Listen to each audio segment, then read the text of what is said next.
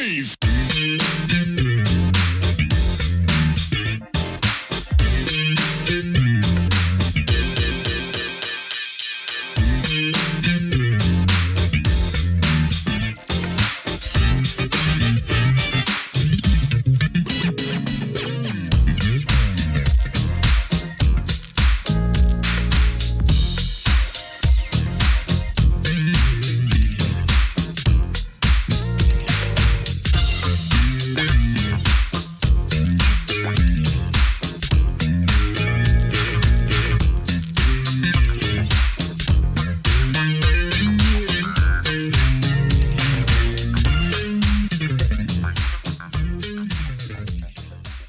Welcome to another edition of Truth and Rhythm. This is the interview show that gets deep in the pocket with contemporary music's foremost masters of the groove.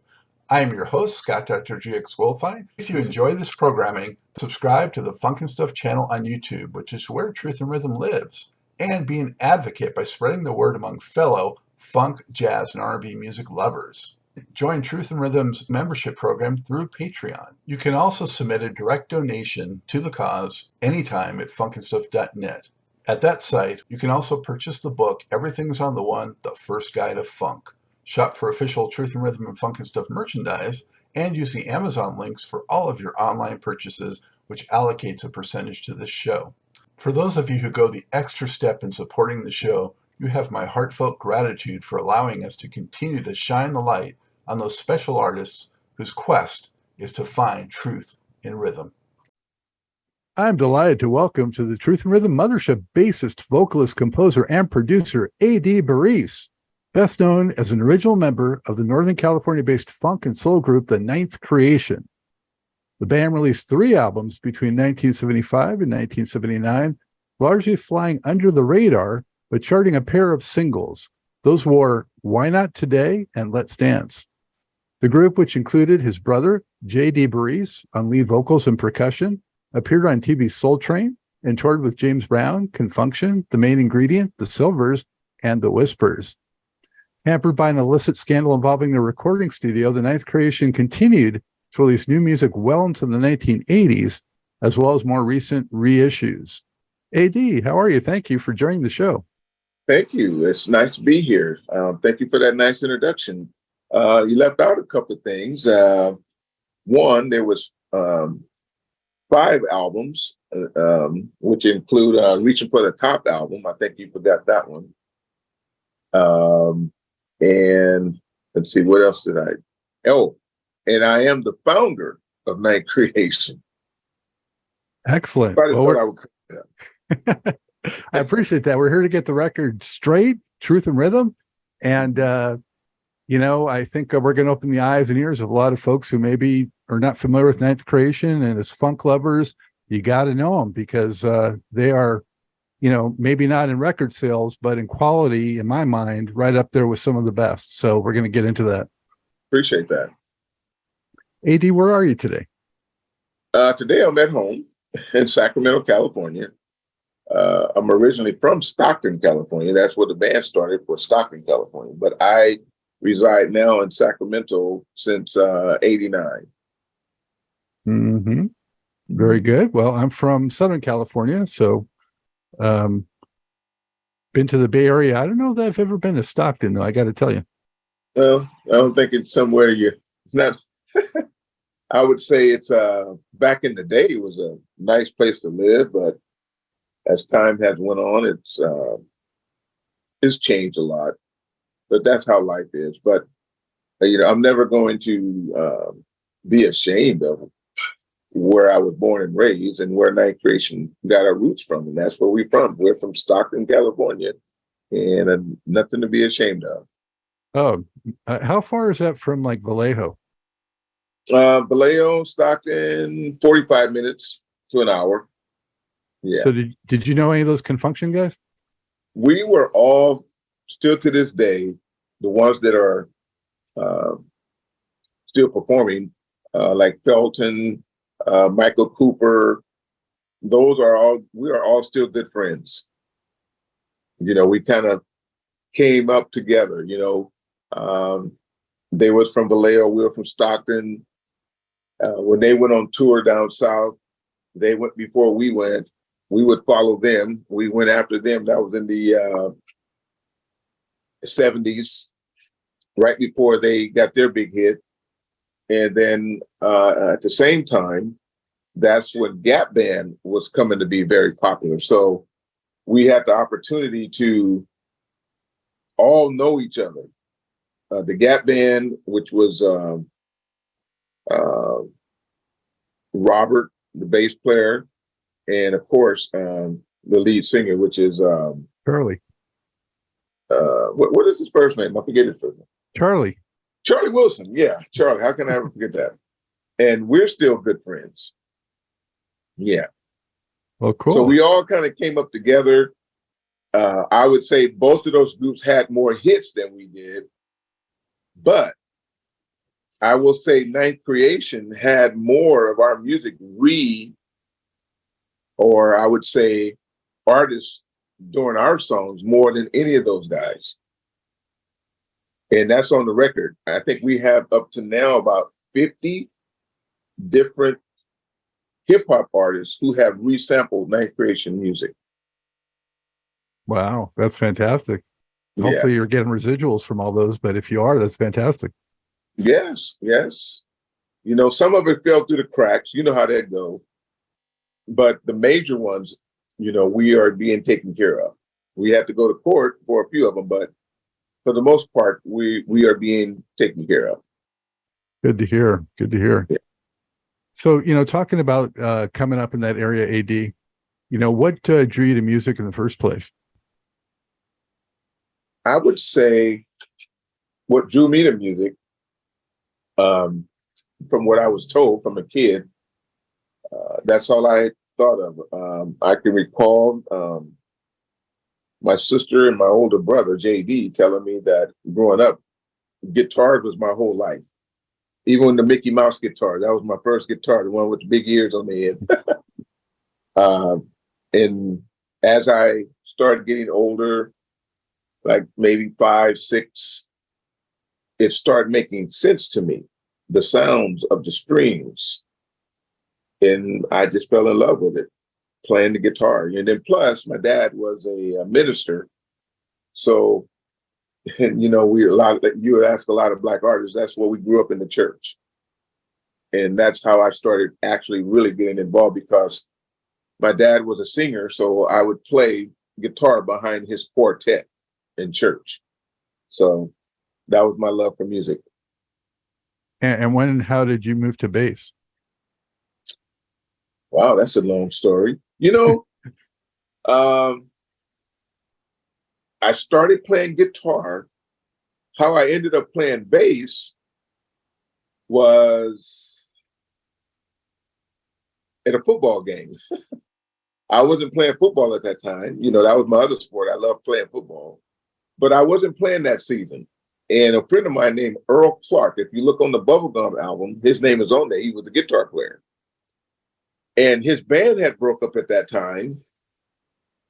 And we was at the football game and we were together. He said, hey, I walked up to him. I said, hey, you want to start a band?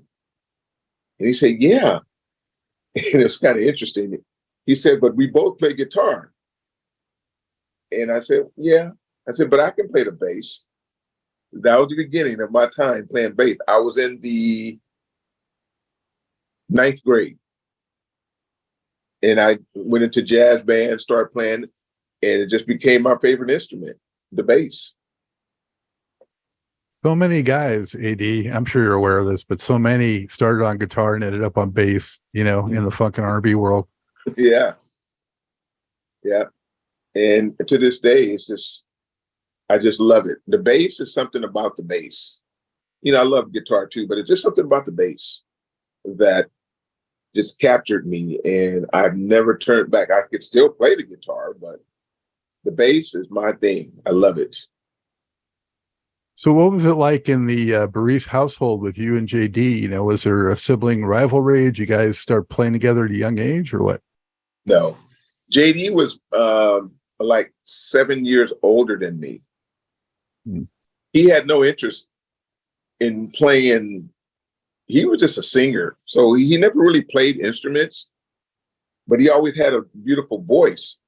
And so how Ninth Creation started was like a garage band, like all the other bands, and we would rehearse at the place that JD worked.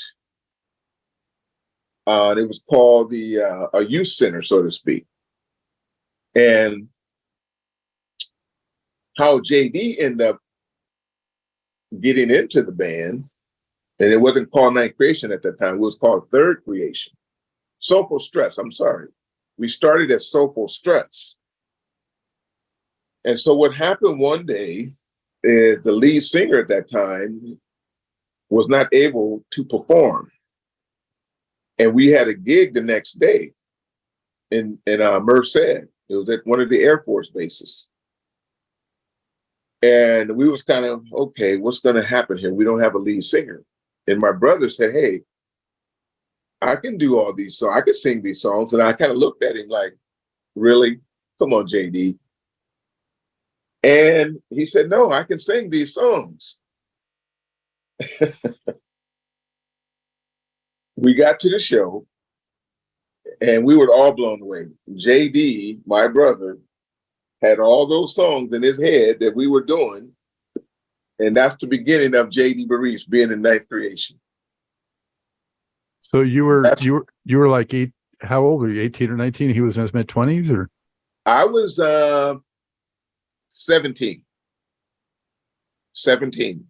And JD was in his 20s. Yeah.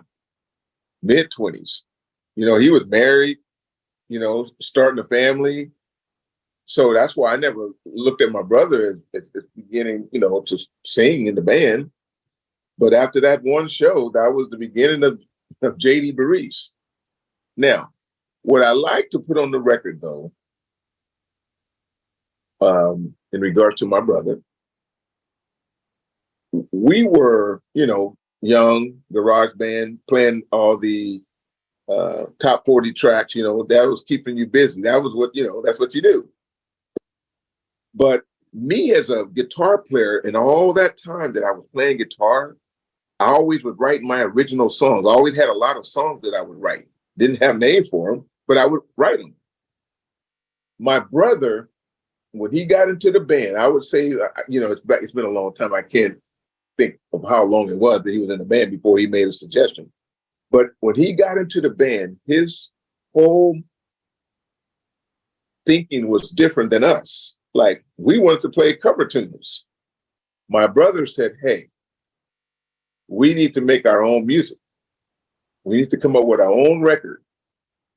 So I want everybody to know that my brother JD is the one who got us starting to play our own original songs. That was in his head. So I had the music, he had the voice and the lyrics. It was pretty simple. I mean, we would get into the garage and I would start writing, playing a song, and JD would just start singing. I would sing background and put harmonies to it, and we would come up with songs. So JD would be the one who put us on the map as recording artists. It was my brother, JD. And I want people to know that. Well, I'm glad he spurred you guys on that way for sure. Yeah. So with that age difference, though, I imagine your tastes in music maybe were a little bit different. When you were coming up, who are some of your favorite artists and bands, and who influenced you? Now, you might laugh about this when I tell you this, but as a kid, I was into jazz. Wes Montgomery was my favorite guitar player. So my mind was always jazz. I loved jazz. It wasn't so much the R&B music for me. I'm trying to think back in the day. Of course, everybody loved James Brown. I loved his funk. So the guitar licks and the bass licks that was who influenced me as far as playing funk. Back in the day, for me, it was like I would listen to a lot of As far as R&B, I would listen to a lot of Otis Redding. Let me see, another guy that really influenced me was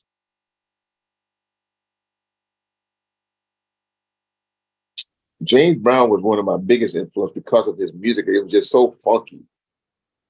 And then again, Otis Redding, his voice. But there's others, but those two that come to mind first. But then, like I said, as far as music, I was really into jazz more than R&B when I was growing up. I had a love for Wes Montgomery. So, but if you listen to Night Creation music, it has a lot of jazz R&B influence in it.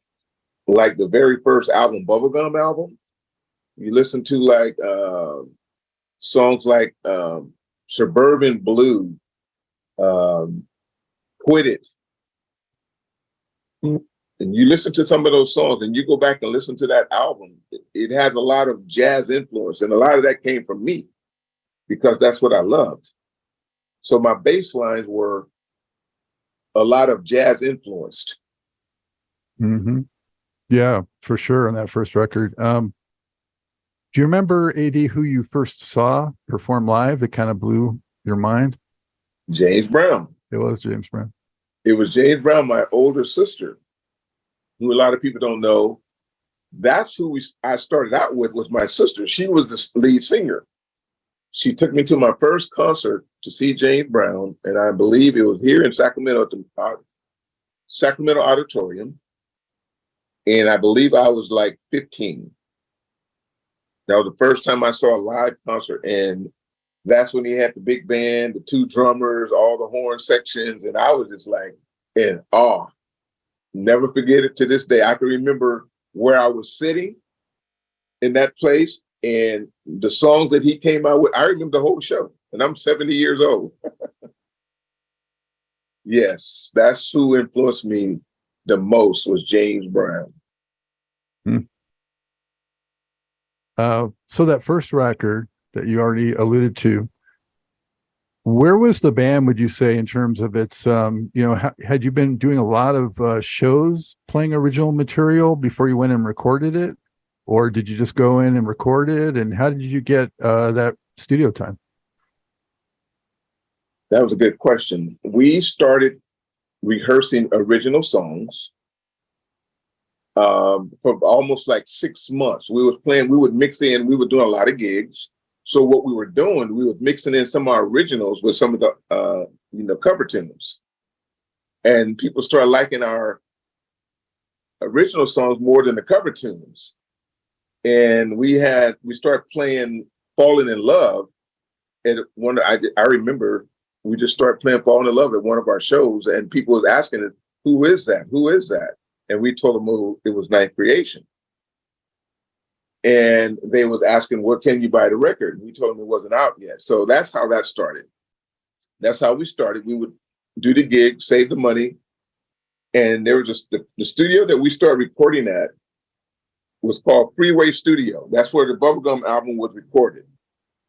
And at first, when we started, we was using our own money. We was save the money, go into the studio.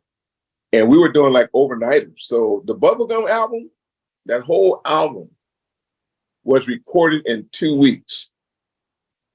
The entire album was recorded in 2 weeks. But then after it came out, we were doing it like everybody else. We would put records in the garage, pack them up, get them.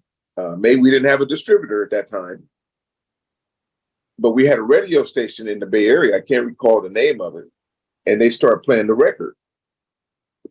And the rest is history, because the record just blew up, Falling in Love. That's when we got investors to come on and to help us with the production of it, because it was going so rapid. It was in high demand. So we ended up getting a record deal. If you go back and look at the Night Creation album, the Bubblegum album, after it blew up, we ended up signing with a company called Prelude. They came out with that same album, but they put it on a different album cover. I don't know if you ever seen the one that have the lips on it. Yeah, Falling in Love, they called it. They called it Falling in Love, but it was the same Bubblegum album. And that's how that materialized. And then we did another record under them, which was Reaching for the Top. And that's when we basically had, the record companies all behind us. We didn't have to put our own money into it. So we had a good run with, we ended up doing Prelude, then we ended up signing with Warner Brothers. And then we got a deal with Hilltack Records. So we had 3 different labels that treated us pretty well. But then the last one, we wanted out of all the contracts. We wanted to own all our masters. That took time, but we ended up getting the chance to own all of our masters still to this day. That's awesome. That's good to hear. Yeah. I want to talk about some tracks in that Bubblegum record. And so, if people have the Bubblegum version, is that like a collector's item, or which ended up having more copies? I'm thinking Falling in Love probably actually had more press, right? I would say so, because it was with a major label. So, of course, they got to print more. Yeah. So I would say yes, but the Bubblegum album is the one that's classic, that cover. That's the one that everybody wants. Yeah, it's like kind of like a Tower of Power kind of vibe. Yeah. And, but yeah, that's the one that's still in very high demand now. And recently, I don't know if I sent you the new album cover the last and final record that we're doing. I went back in the studio and re-recorded Bubblegum, Rule of Mine, Falling in Love, and Mellow Music, which was a single. And that's what's on the last album that we're doing. And that's the final, that's why I call it Full Circle. And that's going to be released the first of the year, 2024. Very cool. Yeah, you sent that cover over. I appreciate it. Yeah, looking forward to that. And we'll pump that up again before we part, believe me. Okay. Yeah. That first record though, I got to point out a few of my very favorite tracks because if you know anything about me, I'm a diehard Funketeer. So okay. Yeah. Bubblegum, the title track, that was some nasty funk. Was that a Moog bass, or what was going on in it? Well, I experimented. There was this thing back in the day, you had the wah-wah, right? Well, this was called a Mutron, and that's what the effects was. It's not a wah-wah, but and back then it was called a Mutron. And so what it does, on that one part, that's only using in that one part. But if you go down that album, I think I use it in a couple other songs. But that part right there, it's not a wah-wah, it's a Mutron. That's what that is on the bass.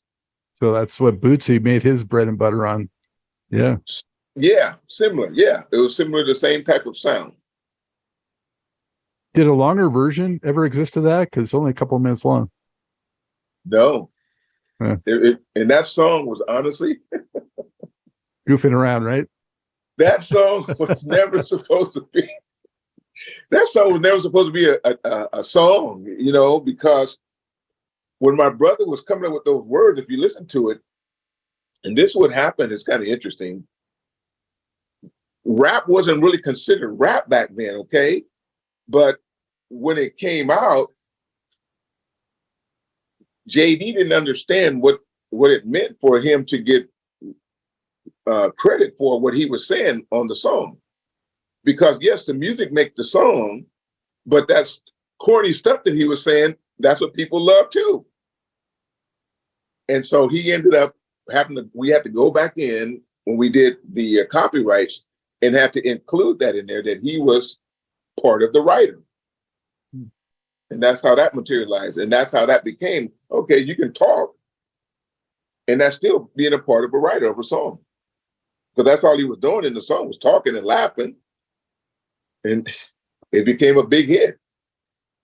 And that's the song, that one and Rule of Mine are I would say, have been used more than any of our other songs, those two particular songs. Yeah, Rule of Mind. That one really syncopated, jazzy funk, bass line, kick in, sax solo. Um, yeah, that's a cool track too. And some of the influences, AD, and you can just tell me if I'm, on the mark or not, or um, things like Falling in Love and Learn to Live. I mean, Earth, Wind, and Fire. I hear like definitely some of that coming through there. We did a lot of touring. We toured with Earth, Wind, and Fire for a year. Before, I can't remember the single they had, the very first single, but they had a female vocalist with Philip Bailey. It was Philip Bailey and a female vocalist. That's when we toured with them. So yes, we were very much influenced by Earth, Wind, and Fire. And I'm gonna have to say this. I feel Earth, Wind, and Fire was influenced by a lot of the Night Creation music. People don't know that. But I would never tell nobody that. But some of their songs that we heard them record after we toured a lot together, we said, wow, that sounds like one of the songs we did, kind of that stuff like that.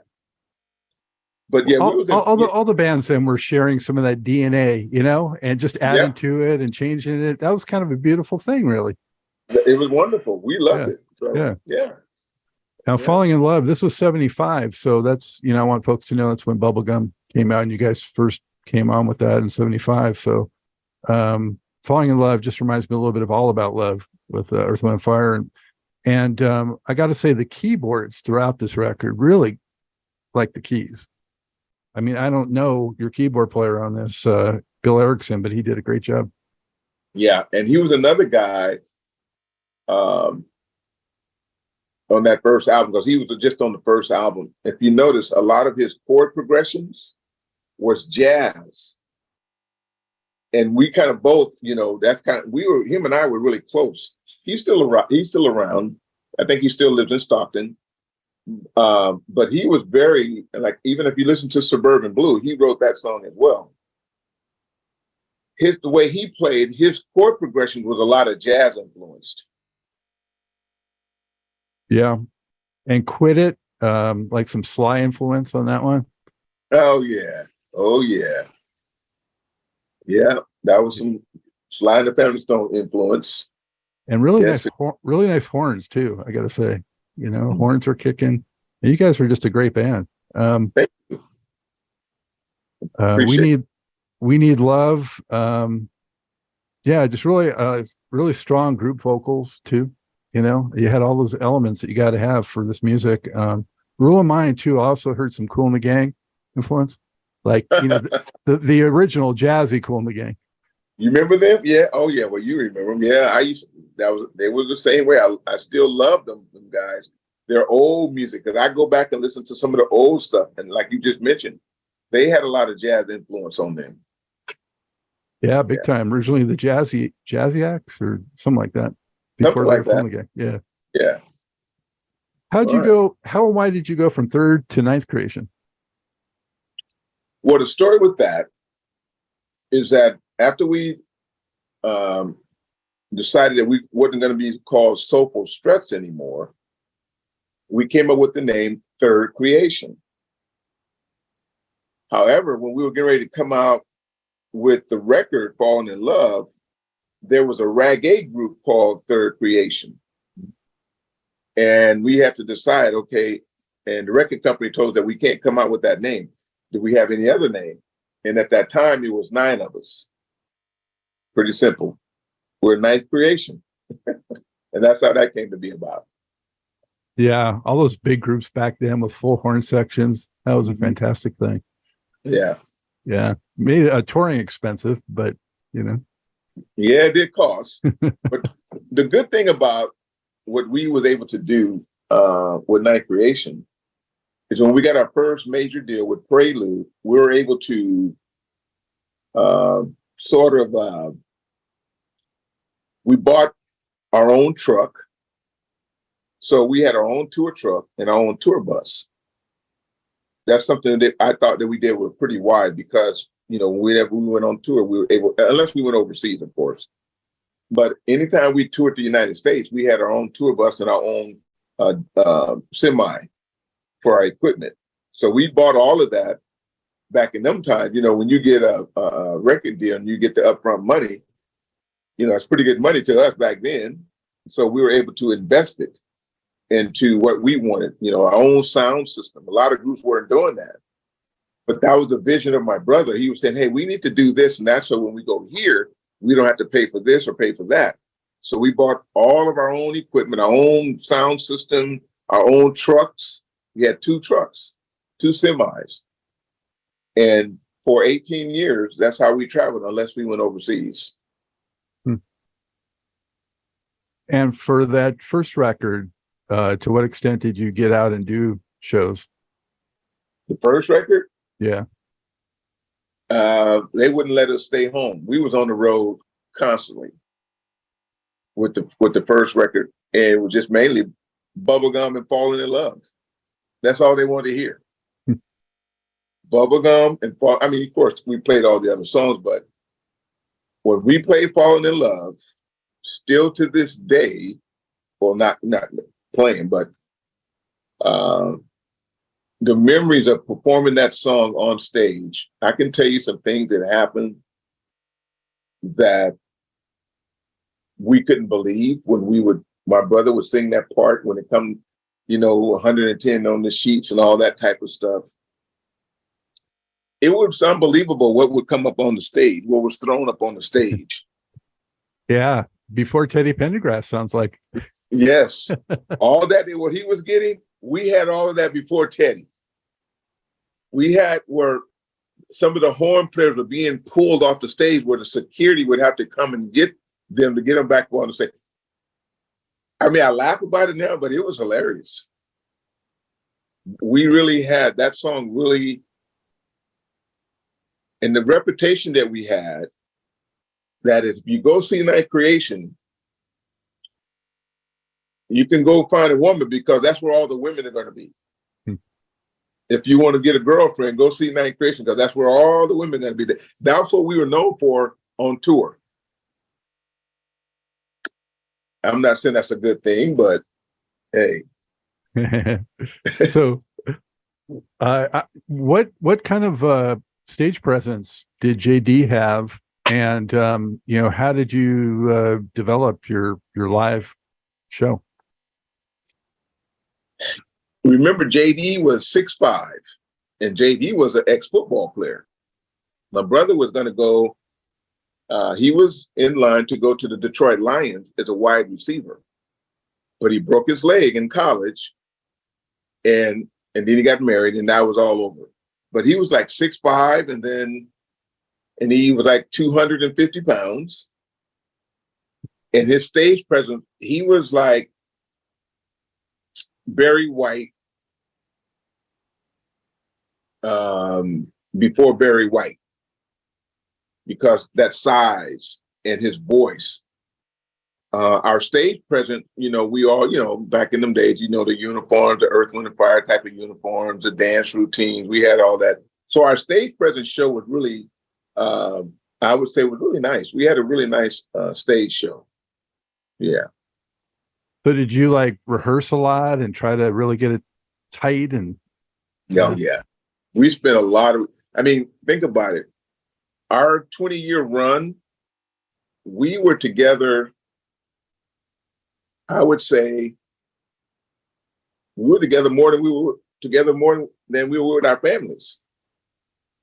JD was married. I wasn't married. You know, I was still young. I think he was maybe the only one. Maybe a couple other guys were married, but we all had girlfriends and stuff like that. But we rehearsed a lot. When we was home, that's all we did was rehearse to get ready for the next record or for the next show. So we constantly rehearsed and performed. So, and we were young, so we had the energy. We loved it. And you were mostly self-producing and arranging and things like that? Yeah. We had we never had any outside producers except for Why Not Today. And they brought in 2 producers from New York on that particular song, Why Not Today. That's why it's so much different than if you listen to Night Creation music, because they brought in those producers. And it sounds nothing like Night Creation. We hated it. but we were forced to do it. And if you listen to that song till this day, I haven't listened to that song in years. I don't even listen to it. Why not today? Because it was nothing like Ninth Creation. That wasn't Ninth Creation. AD, how did you generally come up with your bass lines for the tracks? It was all in the head. You know, that's a good question. I don't know. I really don't know how to answer that. Just to feel something you feel, you know, when you're playing, or like even when I write songs now, it's just something you feel. I guess that's the best way I can explain it. For me, it's just a feeling of something that I feel that's in my head. Would you typically do much revising, or would you kind of come out of the gate with it usually? Or are you saying when I write a song, or are you saying just playing a bass line? When you write a song, so these studio tracks, you know, what was your process usually in general for coming up with what would end up being the bass line on records?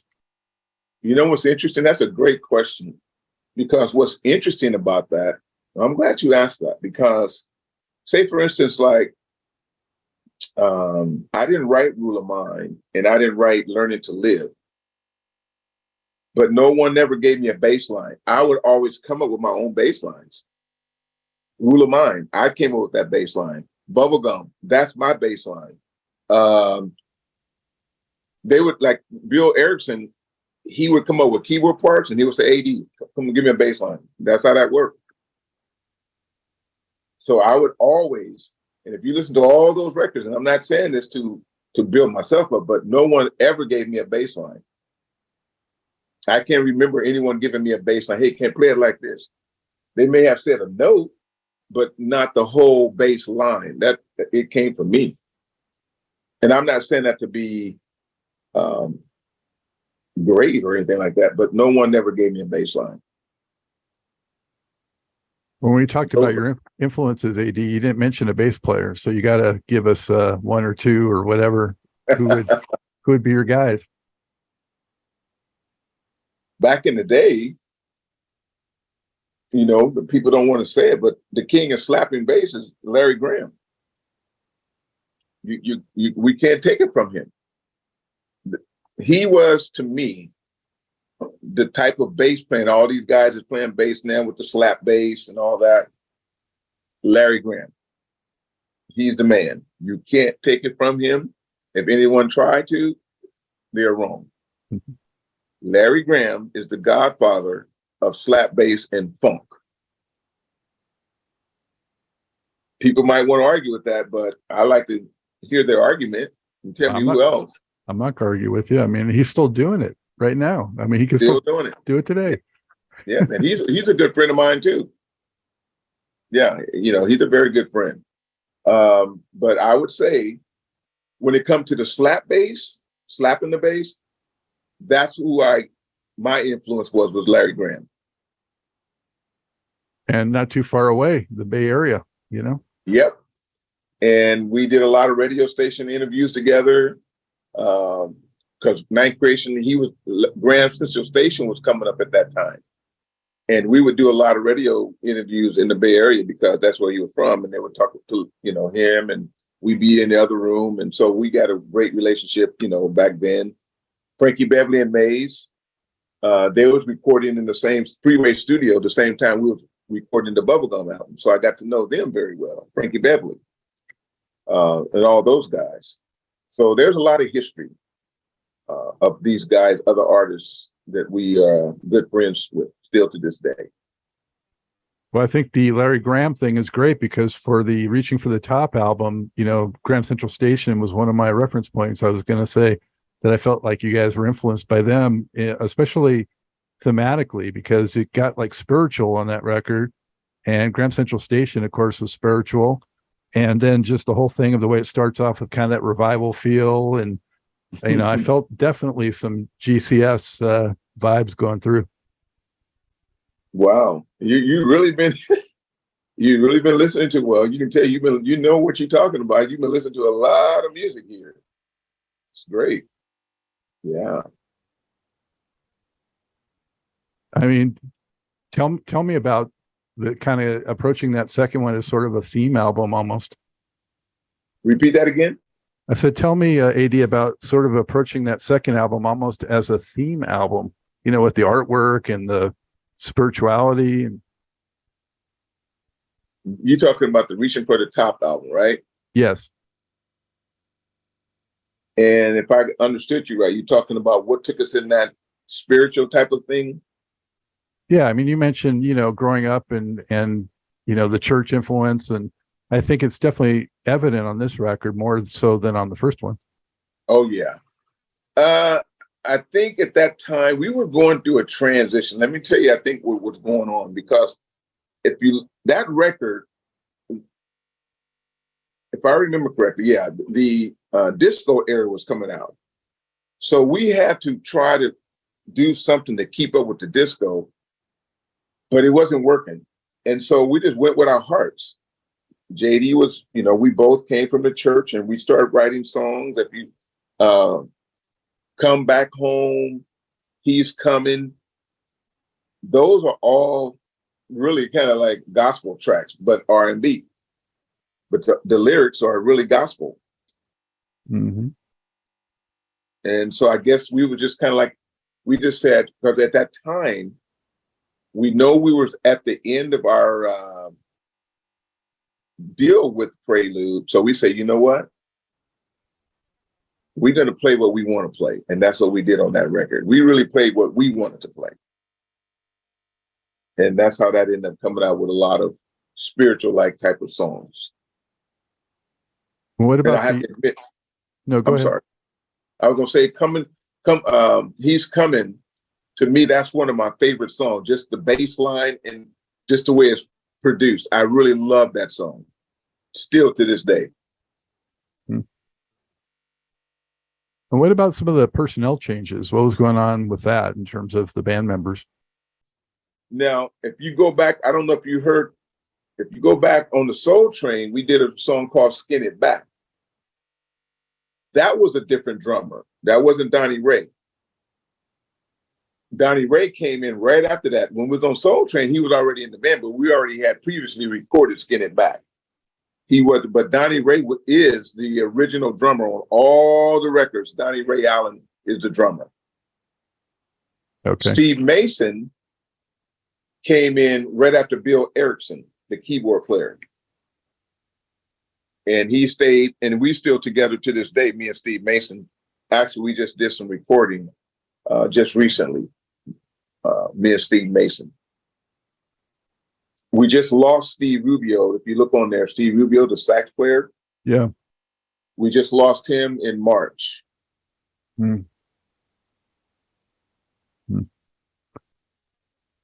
Some of the tracks, and I don't know if these got any play, but they're ones that I really like, especially on this record. The Time Has Come. I like tracks like that maybe are slow, but they still have like a funky bass element, or they still have some of that funk in there, even though they're slow. Right. Like I said, we were going for it on that album. We know that we were going to be out of the contract, so we just said, hey, let's do what we want to do. And that's what we did. We played what was on our hearts on that record. Come Back Home, really cool old school ballad, great vocals. A Good Time is a great way to close it. That's a cool party track. All right. So after the second record, you did Superheroes came 2 years later. Yeah. And yes. That was a big change from Reaching for the Top in terms of its sound, and just everything about it really was way different. And you guys seemed like you were really embracing and wanting to take on all of the like funk bands of that era. I would agree. That's true. Because we felt that we were still dealing with, at that time, disco was kind of fading out a little bit. So when we did Reaching for the Top album, we did, I think Let's Dance was the single. Yeah, Let's Dance was a single. So at that time, because I wrote that song, that song was kind of influenced by George Duke. Interesting. Yeah. Because if you listen to that bass line, he had a song that was called Dookie Stick. And that's where I kind of came up with that idea of the bass line of on Let's Dance. So yeah, we was, getting back into our funk groove when we did that album. We, back when we had to transition our minds and the way we were thinking to get back into what we really wanted to do, which is, play funk. And that record, I think we have, I got to listen to it again. I don't remember. I'm gonna let you go ahead. You can tell me what you want to hear next. I will, because it's a kick-ass album. Any Funketeer's got to have this in their collection. I'm telling you. You mentioned, it's interesting that you said George Duke, because that totally makes sense. But what I thought of when I heard that track was Gap Band, like Shake It and the kind of stuff they were doing early on. Yeah. And like you said earlier, we was taken from each other. So yeah, that could be true, But Let's Dance was, for me, because I wrote it, it was influenced by George Duke. And you even have, I don't know if you remember this, there's like a Bootsy vocal reference in that song. Yep. Yes, it is. And then that's my brother, JD. Yep. What's shaking, and again, Earth, Wind and Fire, mostly instrumental, Latin rhythms going on. That was another one of my songs that I wrote. And it was kind of like jazz influence, so to speak. Great trombone solo in it. Trombone solo. Now he's another guy, Mike Meisenheimer. He's still around. And we still, he's still a part of, when we get ready to go and do a couple of shows. We're going to do a couple of shows in the near future. But we just making sure that everybody's together. After losing the sax player, because we had just finished doing some recording, then he died. So that kind of changed everything. So we just kind of trying to figure out how we're going to go about putting it together. Because we was right there getting ready to go out on the road again to do a couple of shows. Not on the road, but just do a few shows. And then he passed away. So now we're just refiguring everything now to see what we're going to do for next year. I noticed on the previous record and this record, you had like female background vocals, but I don't see them on the credits. Were they just hanging around the studio, or what was the deal with the background singers? Which songs was that? I know Let's Dance had female vocalists. Yeah, also Superheroes. I know who the female vocalists were. Natalie Pierce. The other singers, like on Why Not Today, those singers came from New York. What are they? Oh Happy Day. Those singers. Edwin Hawkins singers. They were the ones who were singing Why Not Today. Yeah. Well, that adds some authenticity to that. Yeah, those are the singers on Why Not Today. I'm glad I asked about that. Superheroes, that track. Again, you like those rap style vocals that you mentioned, and kind of a little bit reminded me a bit of like the ADC band, what they were doing at that time too, with the long stroke. Yeah. Yeah, that's true. And I don't even think of these things until you bring them up, and when I think about it now, I'm like, okay. Well, this was the first record. I mean, you had funk before, but this Superheroes was the first one where I thought really there was like some P-funk kind of influence, like that, more of that kind of vibe. Even Dookie Stick, that had P-funk influence. Right. Yeah. Some Rick James flavor in there a little bit. And then especially on Much Too Much, I felt some Slave vibe going on. Wow. Yeah. I haven't heard that name in a while. Slave. They were not, I used to love Slave. Yeah. Much Too Much. That was a good song. Definitely. Yeah. You got to dust that one off. You're taking me back now. Yeah, well, good. Um, yeah, so just great stuff on there. Um, I do it again. That's like real, like strong soul music right there. Yes. If I had it over to do again. Steve Mason wrote that song. There's much more to this great Truth and Rhythm interview. Just continue on to the next part of the episode. Also, be sure to subscribe to this channel. If you've already done so, please share it with friends. And become a member by joining Truth and Rhythm on Patreon or consider donating at funkandstuff.net. Thank you very much.